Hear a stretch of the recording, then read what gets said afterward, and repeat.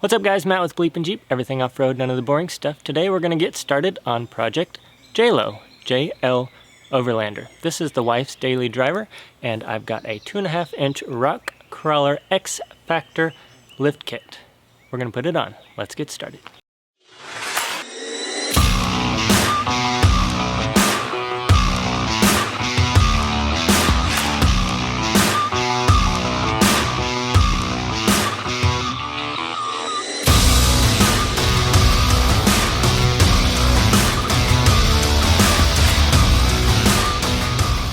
Make sure to hit the thumbs up and subscribe if you haven't already. All right, so this is the Rock Krawler X Factor Stage 1 kit. It looks like a lot of components, but we're gonna take it one step at a time.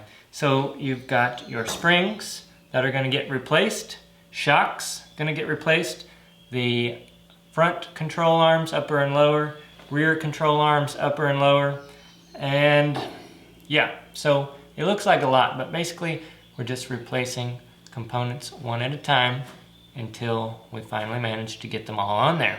If we have any missing bolts at the end, then we need to be worried. Let's pull the JL down here and get started.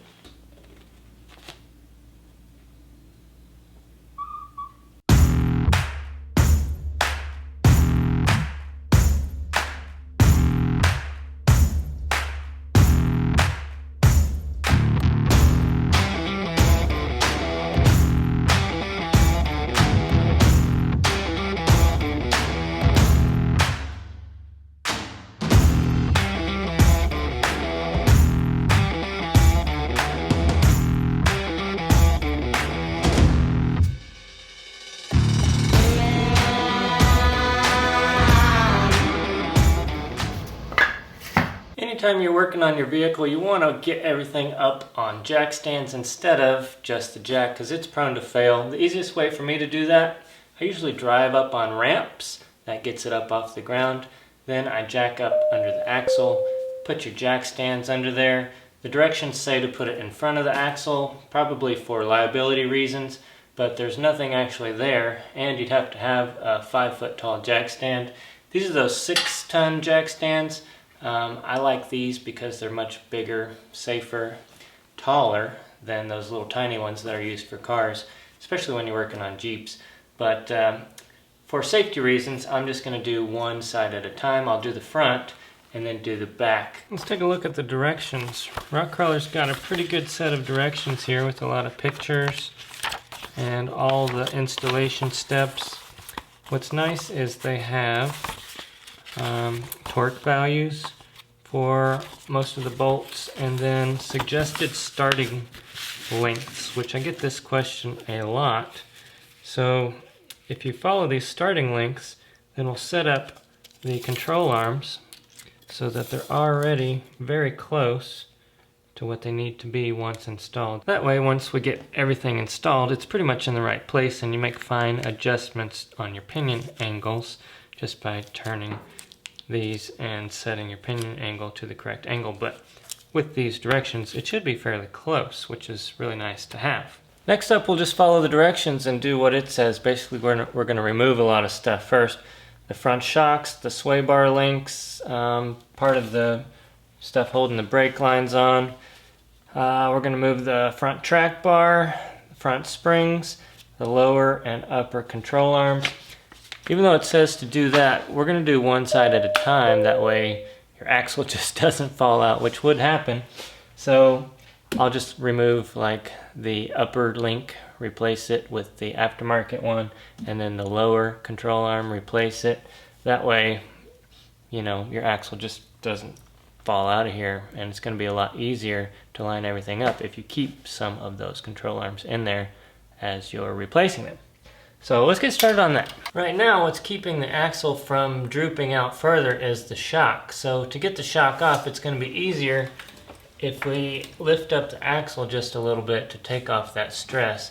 Then when we unbolt it, it'll just slide right out. Woo doggy. Something else that's going to help is rotating the steering wheel so we can get clearance here to our bolts.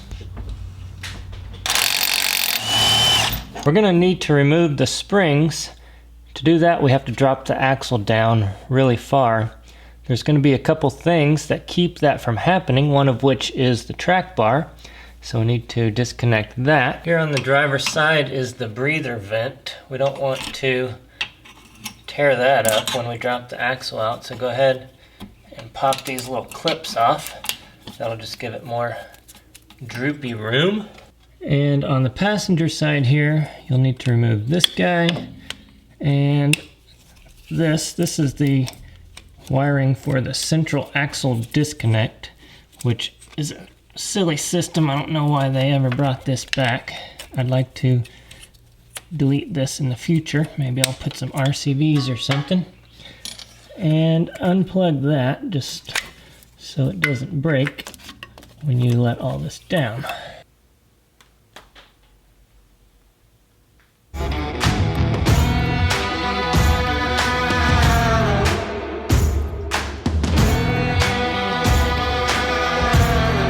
Okay, are you ready for this? Let's see if we can drop down far enough. Oh yeah, look at that. That is really far. Ta-da! Alright, check it out. The breather tube is pretty tight, so I've stopped right there. Basically, I've removed everything except for the drag link, the drive shaft, and the upper and lower control arms, the breather tube, and the brake lines. Everything else gets removed. I'm going to take this piece off next. We're going to drill a hole, 1/2 inch, right here so that we can add our new bump stops.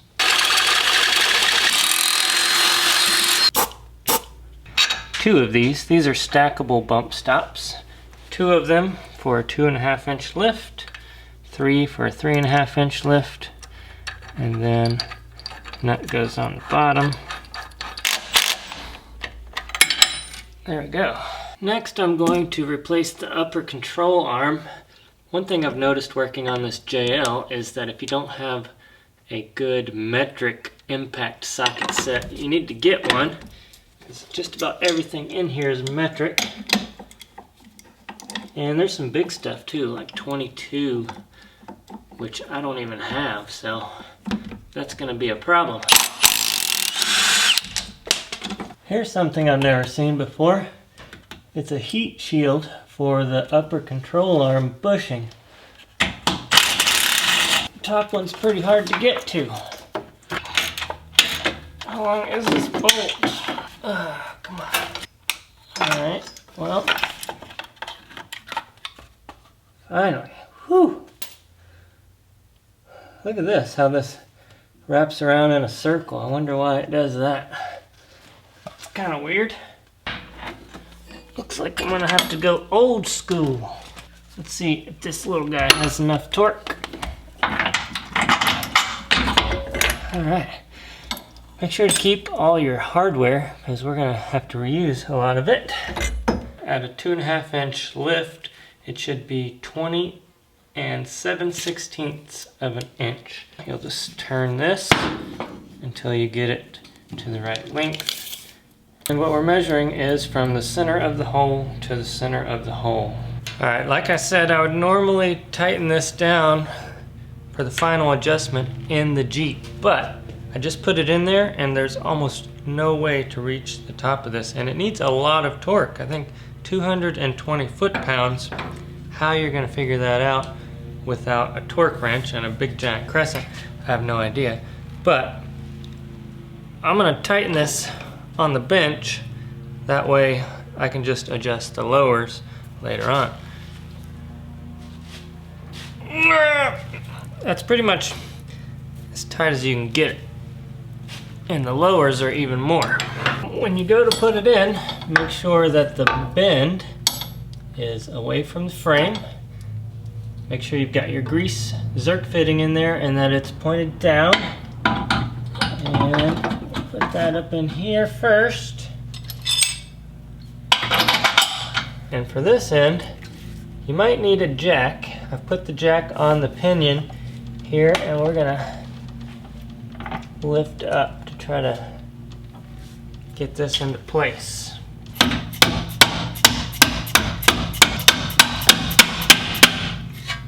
And of course you always want to torque your nuts and bolts to spec. I'm going to go ahead and torque the top one, but since the bottom one is a rubber bushing, I'm going to let everything down before I do that one. But I'm going to do the top one to 80 foot-pounds for now. Alright, just repeat that on the other side. Upper links complete. Now let's work on the lower links one at a time. It's just barely able to get an impact in here. I thought I was. Alright. Woo! Let's toss that sucker. This one is being stubborn. I've got 600 foot-pounds on the impact, and it's not even budging.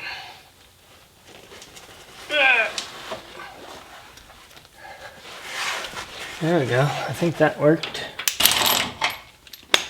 Don't forget your Zerk fittings. 24 1/4 on the lowers. Coming to you from the future. Alright, pay attention to this part, guys, because I got it wrong the first time I did this. You want the black side to go on the frame, and you want the adjustable side to go towards the axle. So we're going to put it in like this with the bend facing up. Before I put the other side on, though, we need to make a slight modification for clearance on the axle side. Now the directions say to clearance this out with a hole saw, but I absolutely hate hole saws. But if you had to, I'd say a 2-inch hole saw or something like that. It shows that you go all the way up to this hole right here. I don't know if you can see that, but there's a hole drilled right here.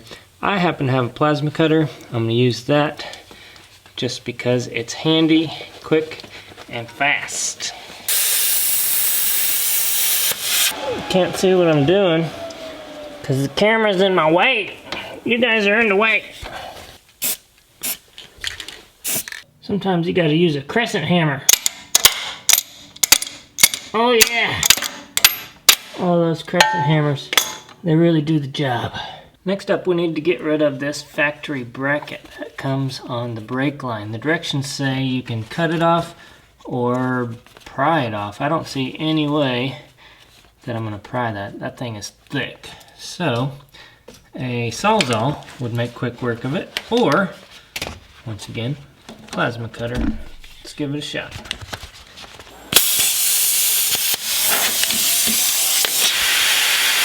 Hopefully I didn't melt through the brake line.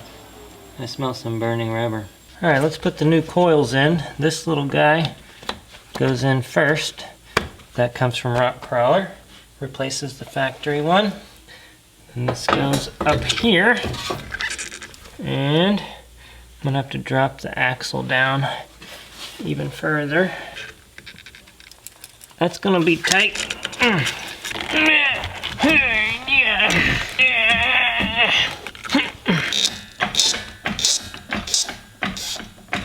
A lot of times when you raise one side, it'll lower the other side. There we go. Just enough. Now make sure the bottom part of that spring sits in the little recess there. Oh. Okay, let's put our new track bar in. It's kind of a pain in the butt because you can't get to this lock nut once you get this down in here, or the jam nut. So what I did was I measured it all out, put it in my vise, tightened the jam nut, and now we're just gonna shove it in there. Oh man, it's heavy. I need more hands. Okay, there's 2 spacers on the other end and 2 rubber O-rings on this end, so make sure you don't lose those.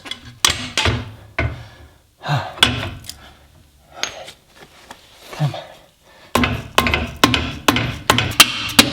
Whew. Since we're adding a lift, that changes the length of the track bar because that's what centers your axle left to right. So we're adding height, then we're going to have to move the length of the track bar. So now this hole over here on this side of the track bar won't line up. So what I need to do is take a ratchet strap and strap it from here to the axle. Squeeze these two together until this hole lines up. Another thing you can do, assuming your steering is hooked up, is move the steering wheel, and that'll push the axle around. Let's try that. I have no idea what's going on under there because I've only got one person. Holy cow, it fell off!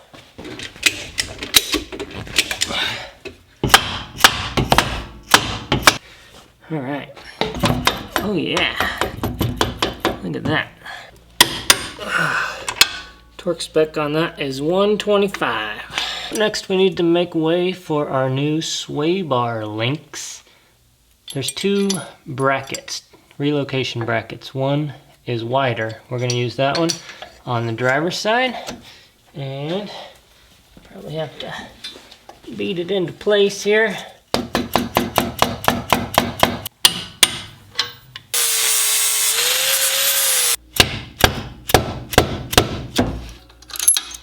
The one on the passenger side is pretty much the same. I had to grind a little bit of metal off of the top of that bracket to get it to fit, and then there's a spacer that goes on this side here.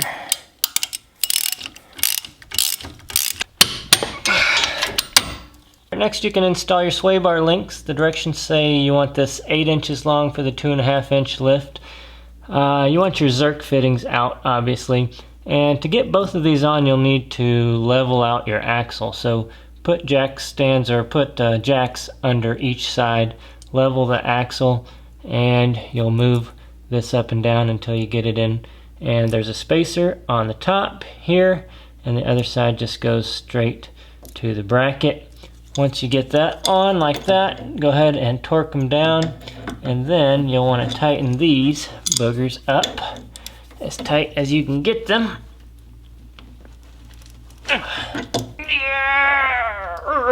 Check this out. When you're doing your off-roading business, you'll want to disconnect your sway bar and get it up out of the way. So Rock Krawler sends you this little thing. They said to drill a hole somewhere, but check this out. I found this perfect spot right here. There's already a hole there. Took me forever to figure this out. I still don't know if I'm doing it right, but I think this is how it goes. You take this, you put it through that loop, and then you go through here and back down. There you go. I don't know if that's the way it's supposed to work, but whatever. Alright guys, we're getting really close. Next step is the shock. So the shock is pre-charged. It's got a Schrader valve on top, and the top bushing is offset. I assume you want the shock to be away from the frame, so we're going to put it in like this, and just bolt that sucker in. The bottom will pull down until it lines up. There. I'm trapped. So the factory lower shock bolt is too long because now it's contacting the lower control arm. But the good news is we have two of the exact same size bolts that are shorter left over from the sway bar on the bottom of the sway bar. So I'm just going to use that, and that'll be perfect. Gives me a little bit of clearance. All is well.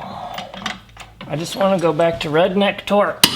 Oh, this is a difficult shot. So on the heat shield, before I put that back, I cut out a little bit right here with some tin snips. That'll just allow me to get to the Zerk fitting easier. And the heat is coming from the top anyway, so it'll be fine just like that. Guess what time it is? If you guessed tire time, you would be correct.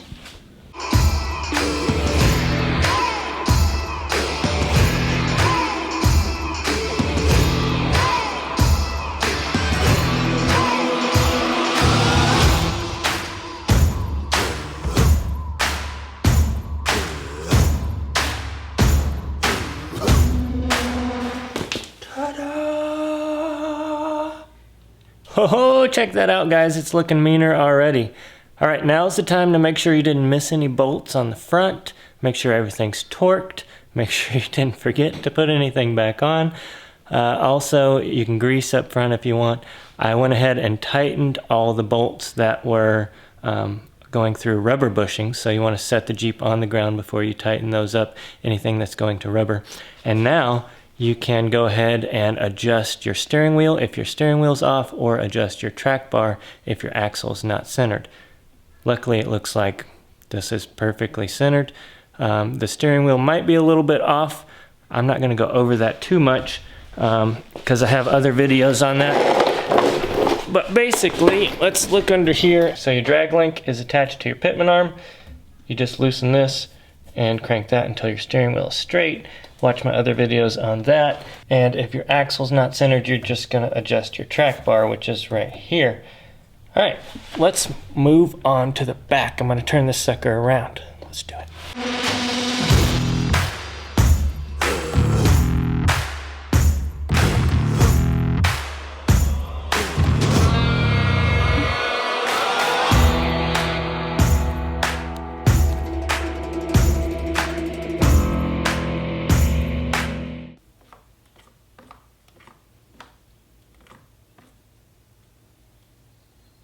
So everything on the rear is pretty similar to what we did on the front. So far I've got the shocks taken off, I've got the sway bar links off, I have the track bar mount on the axle side disconnected. The next part is the hardest part of the entire process. Check this out. Right here is the emergency brake lines coming out of the body, and they go behind that bar. Rock Krawler wants you to put that in front of that bar so you have more slack whenever you are flexing out. I've already done one side.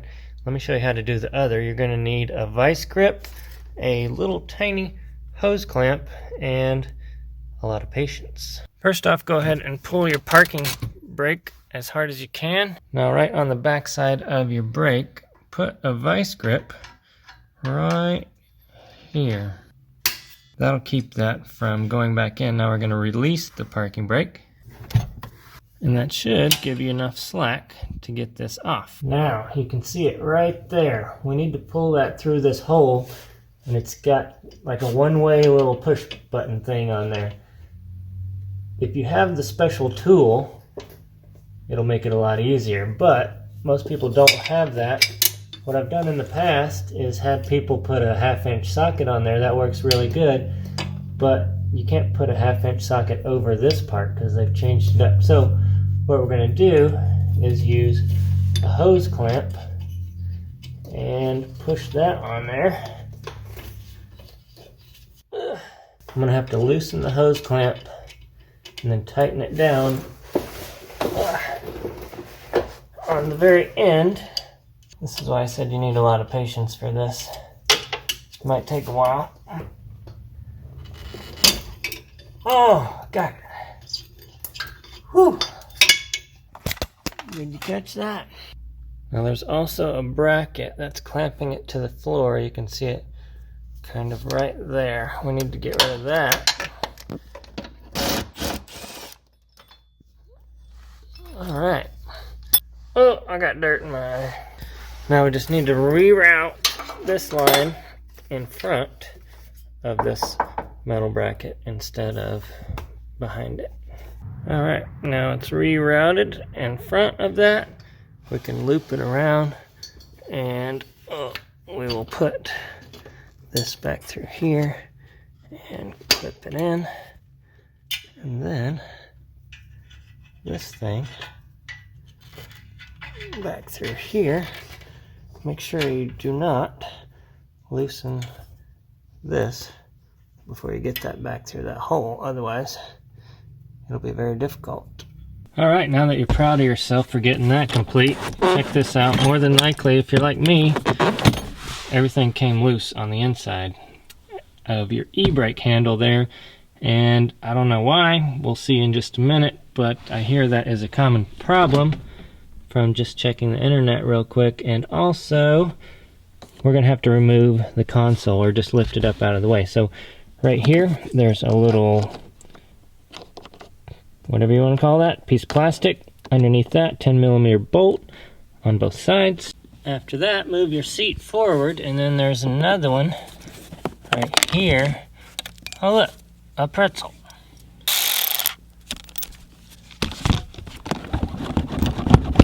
Alright, you don't need to take it all the way out. Just prop it up like this, and I'll show you what happened here. Oh, I can't see anything. Hopefully you guys can see that.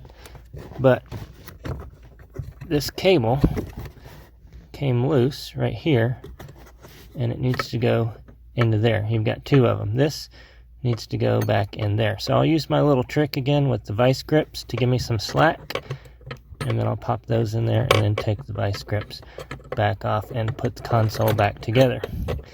But yeah, you can see that's all that happened because it was just too loose and it popped out of those holes right there. Oh man, that was a chore. I am sweating. So I ended up having to put a crescent wrench on here to get enough leverage to pull that back and get both of those on there. It's a tight fit. You could loosen this up if you wanted to, but I was able to manage not doing that with this crescent wrench.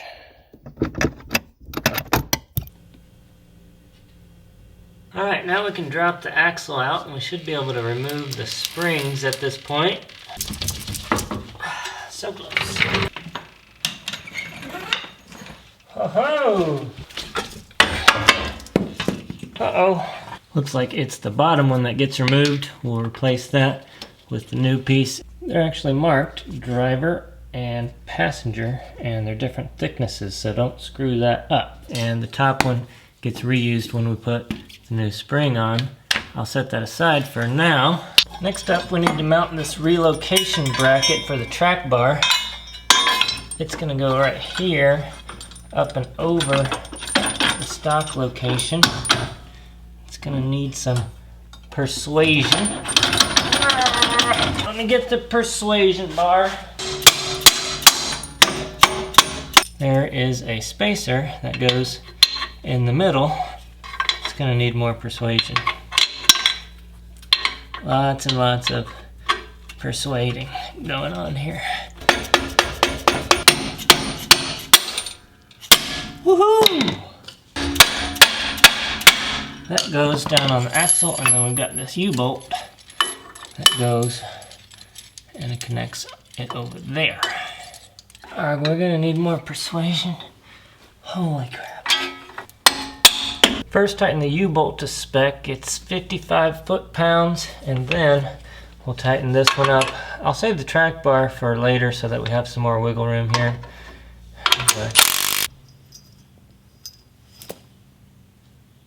Now, just like we did on the front, we're going to take the control arms off one by one and start to replace them with the new ones. Make sure that you've measured to the lengths in the instructions. On the lower, on the rear, the silver end goes towards the axle, black end on the upper side.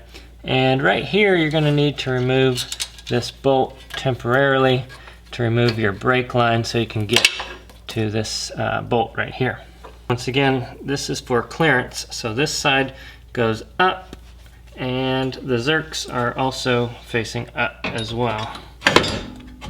I just noticed that I won't be able to tighten this jam nut once I get everything installed, so I'm going to take this back out like before, tighten it on the vise, making sure that the joint is straight when I do tighten it, and then we'll make our pinion angle adjustments with the upper later on.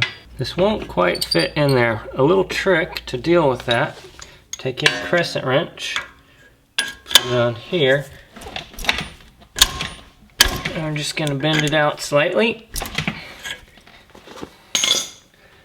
Let's see if that worked. Oh yeah. Now, whenever we tighten it up with the bolt, it'll just squeeze it back together. Now on the upper, you may have a hard time getting that hole to line up. But what we can do is make sure your jam nuts are all the way down to this piece here on both sides. And we'll just lengthen this up until the bolt fits through.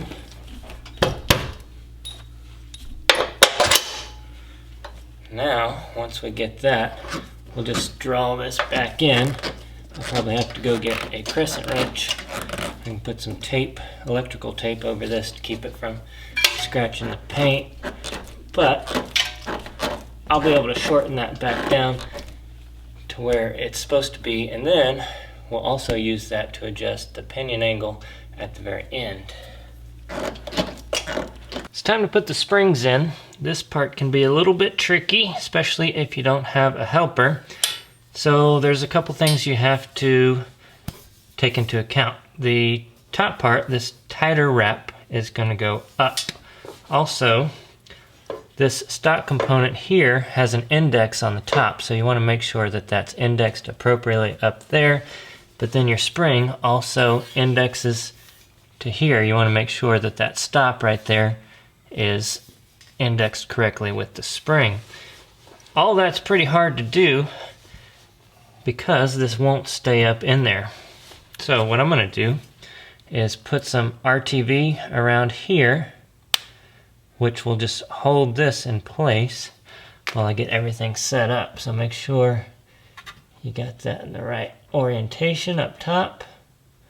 Now set your spring on the bottom first, and then orientate the top. I can't see. Once you got it correct, then use a jack and move it up into place until it puts pressure on that top rubber piece. And then check again to make sure that it's indexed properly. Next up, let's put our bump stops in. So those are going to go right here. It's going to be angled facing forward towards the front of the vehicle. Once you get that on, the actual bump pad goes on towards the back of this. It says about flush with that, but once you get it installed, later on we want to make sure that it does make good contact with the bump stop up top. So you can slide it back and forth as necessary. Now we're going to put on our sway bars. So when I first did this, I had the link on the outside, and it needs to go on the inside. There we go. How do I know, you ask? Well, I made the whole video. I went to go pull out, and I heard a grinding noise. Turns out it doesn't fit because the stock wheel was hitting on it. Anyway, so you need a bolt washer. Goes through here with a washer on this side as a spacer, and then it goes through, and then the bigger washer goes on this side to keep the ball from coming off, and then the lock nut. Also, you're going to need to pull this up and give it a little tweak above this bolt. That will do two things. It'll clear here now, the sway bar link, and it'll give you a little more room to have longer brake lines, because now you've got more droop because of your awesome lift. And whatever you do, don't forget to tighten your nuts. Both of them. And don't forget your track bar. That would be bad. As before, I had to put a strap on and give it a little persuasion. Alright, right in the hole. Don't forget to put your shocks on. That's pretty important. And it also makes it easier if you take this thing out. Woo! Now for the fun part. Alright, what we're going to do now is set what I like to call the angle of the dangle. I have an entire video on this if you want to go check it out. Search for that. But I'm going to show you real quick here. There's good instructions inside the Rock Krawler instruction manual here. But basically you want your pinion angle, which is the angle of your axle here. Specifically the pumpkin down there is where we're going to measure off of. You want that to be 2 to 3 degrees down further than the angle of the drive shaft. So the drive shaft's coming in like this. You want your pinion angle not to be perfect, but 2 to 3 degrees downward. So it's going to be just like that, 2 to 3 degrees. I'll show you how to measure that. Found it. It was right there the whole time. All right, so you'll need a digital angle finder like this. We're going to put this on the drive shaft, measure that angle, and then put this somewhere on the pinion and measure that angle. And then we'll adjust right here with our upper control arms by just turning these until we get the correct angle of the dangle. Now on the rear, it's easy to do because we can just turn these links. When we get it right, we tighten up the jam nuts. On the front, you have to take off one end or the other and spin the whole thing. So it's a little bit harder, but the recommendations here on the rear is, like I said, and then on the front, on the 2.5 inch lift, it's 4.8 to 6.35 degrees of caster with 0.2, which is very slight, cross caster split, which means there's more caster on the passenger side than on the driver's side. So if you are not comfortable with this, you don't know what you're doing, tighten all your nuts right now and take it to the alignment shop and just say, here, this is what I want you to do for me, and they will do that. So let's do it. One of the things I should also mention is that I have it on jack stands, but it's just about ride height, so I made sure that the axle was sitting where it will be when the tires are on, so that won't affect these measurements. All right, find a flat spot here, zero out your gauge, and then nice flat spot right here. So we actually need to go down with the axle. So if I can reach these, I will turn them a little bit at a time. I'm going to do that until we're at -2 to 3 degrees. I'm going to measure this again, make sure, zero that out on the drive shaft, move it over here. Once you fight with that for a little while and you get it between 2 and 3, then tighten up your jam nuts and you're set. Whew.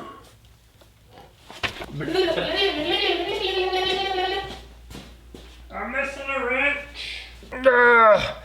Alright guys, make sure that you tighten all your jam nuts, and when you're doing that, make sure that the heims are facing the same direction. You want them to be like this and not cocked at an angle, offset like that. Also, while we're in here, might as well put some grease in all of our Zerk fittings. It only takes a little bit. Everything should be pre-greased, and you don't want to add too much.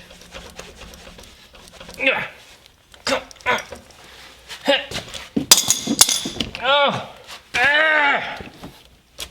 What happened? Jeez. Grabbed on it, it won't let go. I think it needs to be greased.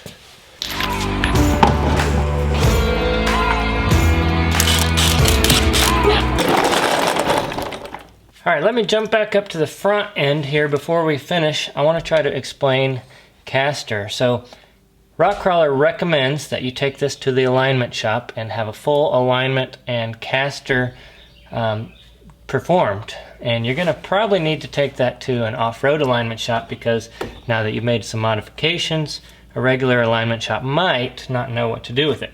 But let me show you what they're looking for. So caster is the angle of your front axle here relative to the ground. You can try to measure this yourself. It's not going to be as accurate as an alignment shop. For one, we don't know if the Jeep is level, but we're going to try to get a measurement as close as possible. So I've got a level here, and we're going to level that out, zero it out, and then put it on the top of the ball joint. And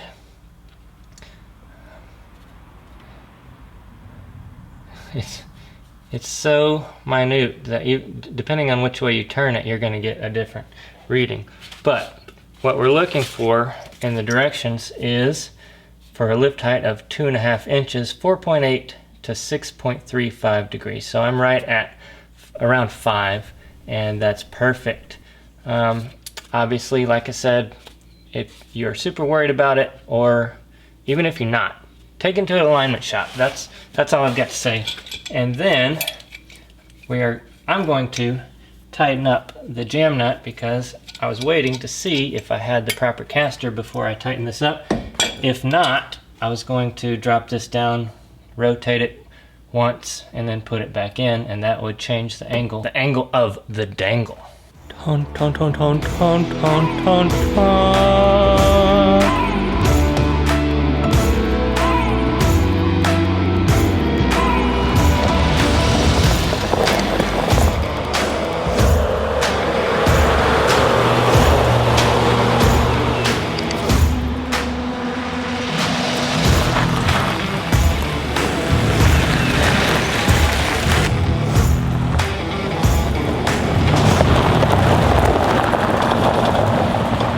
Alright guys, that's how you install a 2.5-inch lift kit by Rock Krawler onto a JL. Stay tuned because next we've got more exciting videos including steering, a whole replacement steering. We've got brakes coming up, tires and wheels of course, and armor. Stay tuned for that. We'll see you next time. Thanks for watching.